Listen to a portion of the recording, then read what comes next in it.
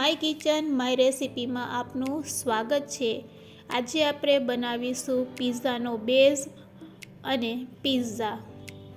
આને બનાવવો ખૂબ જ ઇઝી છે અને એકદમ સહેલાઈથી ઝડપથી બની જાય છે। આ પિઝામાં આપણે ગુજરાતી ટેસ્ટ આપવાના છે, તો વિડીયોને સ્કીપ કર્યા વગર એન્ડ સુધી જોજો। જો તમને મારી રેસિપી સારી લાગે તો લાઈક અને વધારે ને વધારે શેર કરજો। અને જો તમે ચેનલમાં નવા હોય અને જો તમે મારી ચેનલને હજુ સબસ્ક્રાઈબ ન કરેલ હોય તો સબસ્ક્રાઈબ કરી બાજુનું બેલ બટન દબાવવાનું ભૂલશો નહીં, જેથી કરીને તમને મારા નવા વિડીયોનું નોટિફિકેશન મળતું રહે। તો પિઝાનો સૌ પ્રથમ આપણે બેઝ બનાવશું। તો પિઝા બેઝ બનાવવા માટે 1 કપ આપણે મેંદાનો લોટ લેશું। અહીંયા આપણે ફક્ત એક બેઝ બનાવવા જેટલો લોટ લીધેલ છે। તો આ રીતે એક વાસણ ઉપર ચાળણી રાખી લોટને તેમાં લઈ લેશું। હવે તેમાં આપણે 1 ચમચી બેકિંગ પાવડર એડ કરશું અને અડધી ચમચી આપણે બેકિંગ સોડા એડ કરશું। ચપટીક મીઠું નાખીશું। હવે આ લોટને સારી રીતે ચારી લેશું। તો લોટ આપણો ચારાઈ ગયો છે। હવે તેમાં આપણે દહીં ઉમેરશું। તો 3 ચમચી જેટલું આપણે ફ્રેશ દહીં લેવાનું, બહુ ખાટું દહીં લેવાનું નથી। તો 3 ચમચી જેટલું દહીં એડ કરી અને બેઝને રેડી કરીશું। તો આ રીતે હાથેથી આપણે તેને બાંધવાનું છે। તો આ રીતે હાથેથી મસળતું જવાનું અને લોટને બાંધતું જવાનું। જો લોટ સેજ નરમ પણ લાગે તો તમે તેમાં મેંદો એડ કરી શકો છો। તો આ રીતે તેને મસળતા મસળતા આપણે લોટને બાંધીશું। તો લોટ આપણો સરસ બંધાઈ ગયો છે। હવે તેને રેસ્ટ આપીશું। તો આ રીતે તેને ઢાંકી અને 15 મિનિટ માટે રેસ્ટ આપીશું। હવે ગેસની ફ્લેમ હાઈ કરી એક કડાઈમાં 1 ચમચી જેટલું તેલ લઈ અને કોબીને આપણે તેમાં એડ કરશું અને તેને વઘારશું। તો અહીંયા આપણે ગુજરાતી ટેસ્ટ આપવા માટે કોબીને આ રીતે થોડીક સાતરી લેશું। તો અડધી ચમચી હળદર પાવડર, અડધી ચમચી લાલ મરચું પાવડર, અહીંયા કાશ્મીરી મરચું યુઝ કરશું, અડધી ચમચી ધાણા જીરું પાવડર અને સ્વાદ અનુસાર મીઠું નાખી તેને સારી રીતે મિક્સ કરી લેશું અને થોડીક વાર માટે ચડવા દેશું। તો આ રીતે આપણે કોબીને અધકચરી પકાવી લેશું। હવે તેમાં આપણે થોડું પાણી એડ કરશું। થોડુંક પાણી એડ કરી અને તેને ઢાંકીને ચડવા દેશું। તો તેને પાકતા ફક્ત 5 મિનિટ લાગે છે। તો રેડી છે। હવે ગેસની ફ્લેમ બંધ કરી દેશું। તો આ બાજુ 15 મિનિટ થઈ ગઈ છે અને આપણો પિઝા બનાવવા માટેનું બેઝ માટેનો લોટ એકદમ પરફેક્ટ રેડી છે। તો હવે આ રીતે હાથેથી તેને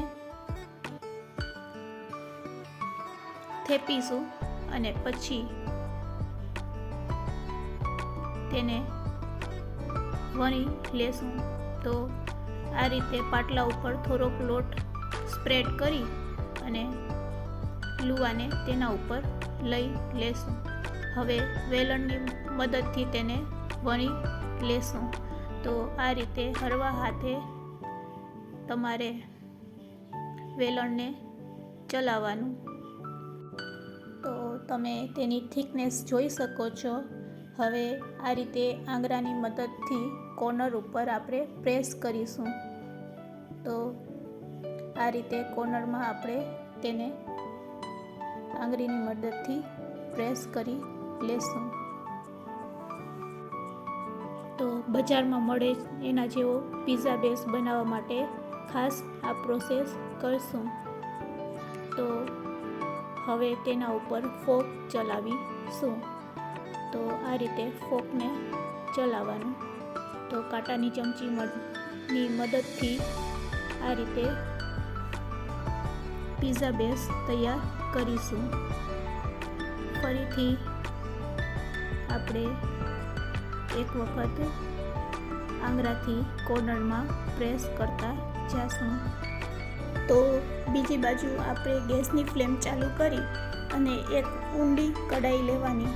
તો તમે ઊંડી કઢાઈ લેશો તો વધારે સારું પિઝા બનાવવા માટે. તેમાં આપણે આ રીતે 1 વાટકા જેટલું મીઠું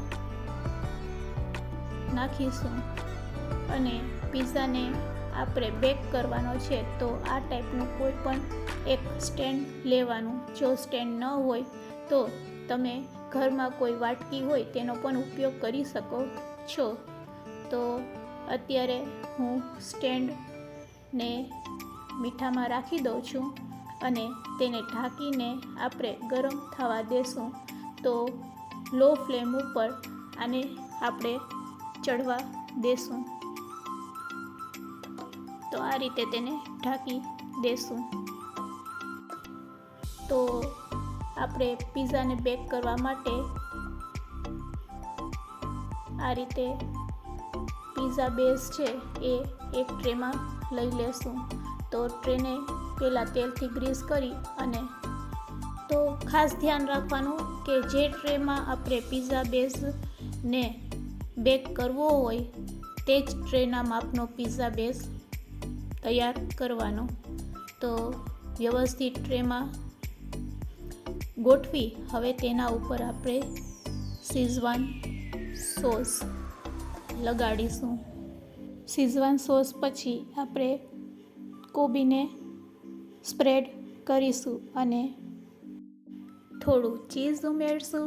તો મોઝરેલા ચીઝને એમાં આ રીતે ખમરી લેશું. તો પિઝા બનાવતા હોય અને ચીઝ ન પડે એવું તો બને જ નહીં. હવે તેના ઉપર આપણે ડુંગળીની સ્લાઇસ, ટમેટોની સ્લાઇસ અને મરચાંની સ્લાઇસને ગોઠવી લેશું. તો આ રીતે કેપ્સિકમ, મરચાં, ટમેટાં અને ડુંગળી. હવે તેના ઉપર ઓરેગાનો અને ચીલી ફ્લેક્સ એડ કરશું અને ફરીથી તેના ઉપર આપણે ચીઝને આ રીતે સ્પ્રેડ કરીશું. તમારે જેટલું ચીઝ નાખવું હોય તેટલું તમે પિઝામાં નાખી શકો છો. તો આ બાજુ આપણી કઢાઈ પણ સરસ ગરમ થઈ ગઈ છે. તો આપણે પિઝાની પ્લેટને તેમાં સેટ કરી દઈશું અને ફરીથી તેને આ રીતે કોઈ ઢાંકણથી ઢાંકી દેશું. તો પિઝાના બેઝ અને પિઝાને પાકતા 25 મિનિટ જેવો ટાઈમ લાગશે. 25 મિનિટ થઈ ગઈ છે. તો તમે જોઈ શકો છો કે પિઝા છે એકદમ સરસ તૈયાર થઈ ગયો છે. તો ગેસની ફ્લેમને આપણે બંધ કરી દેશું અને કઢાઈમાંથી કાઢી લેશું. તો હું તમને ખૂબ જ નજીકથી બતાવું છું કે આપણો બેઝ છે એ કેવો સરસ ફૂલીને રેડી થયો છે. તો ગરમા ગરમ પીઝા રેડી છે. હવે તેને આપણે ટ્રેમાંથી કાઢી લેશું. જો ખૂબ જ સહેલાઈથી પીઝા છે એ ટ્રેમાંથી પણ નીકળી જાય છે. તો રેડી છે આપણો પીઝા સર્વ કરવા માટે. હવે તેને આપણે કટ કરી લેશું. તો હું તમને નીચેથી પણ બતાવવાની ટ્રાય કરું છું કે નીચે પણ એકદમ પરફેક્ટ આપણો પીઝા બેઝ પાકીને તૈયાર થયો છે. તો રેડી છે આપણો પીઝા ગરમા ગરમ. એકવાર આ રીતે જરૂરથી બનાવજો તો બજાર કરતાં એકદમ સસ્તો એવો પીઝા રેડી છે.